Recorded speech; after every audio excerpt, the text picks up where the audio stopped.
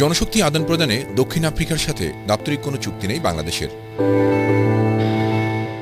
তারপরও দেশটির নাগরিকরা নির্বিঘ্নে বাংলাদেশে আসেন, চাকরি, কাজ এবং বসবাসও করেন। একইভাবে দীর্ঘদিন ধরে কর্মসংস্থানী বাংলাদেশিরাও যাচ্ছেন দক্ষিণ আফ্রিকার বিভিন্ন শহরে। তারা বেশিরভাগই সেখানে বসবাস করছেন ব্যবসায়ী হিসেবে। সরকারি বেসরকারি বিভিন্ন সূত্রের হিসেবে দক্ষিণ আফ্রিকা প্রবাসী বাংলাদেশির সংখ্যা এখন 1,40,000-এরও বেশি। তাদের প্রায় সকলেই পড়েছেন মারাত্মক এই নিরাপত্তা সংকটে। ওরা কিছুটা আপনার ওই ডাকাতি করতে আসে দোকানে।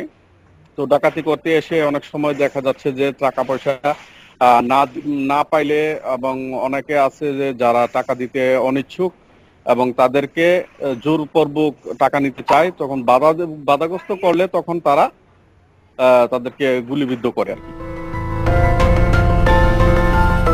দক্ষিণ আফ্রিকার Cape Town, Durban, Johannesburg, Pretoria, Rustenburg, Port Elizabeth সহ বিভিন্ন শহরে এবছরের মার্চ থেকে সেপ্টেম্বর পর্যন্ত খুন হয়েছেন মোট 29 জন বাংলাদেশি।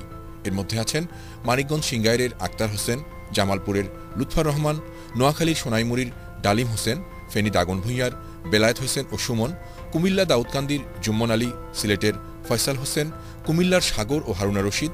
নৃশংসভাবে খুন হয়েছেন বাংলাদেশি ব্যবসায়ী নুরুন্নবী, নয়ন, ওয়াসিম, সঞ্জীবন, আক্তারুজ্জামান, রহিমউদ্দিনও। তাদের অবশ্য বিস্তারিত ঠিকানা পাওয়া যায়নি। গুলি করে কুপিয়ে পিটিয়ে তাদের হত্যা করা হয়েছে। লুট হয়েছে এসব ব্যবসায়ীর ব্যবসায়িক প্রতিষ্ঠানও।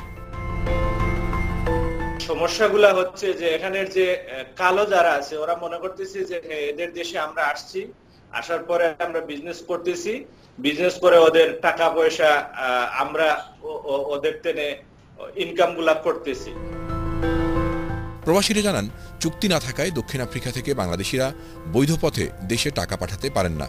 তাই তাদের কাছেই জমা থাকে ব্যবসার সব টাকা।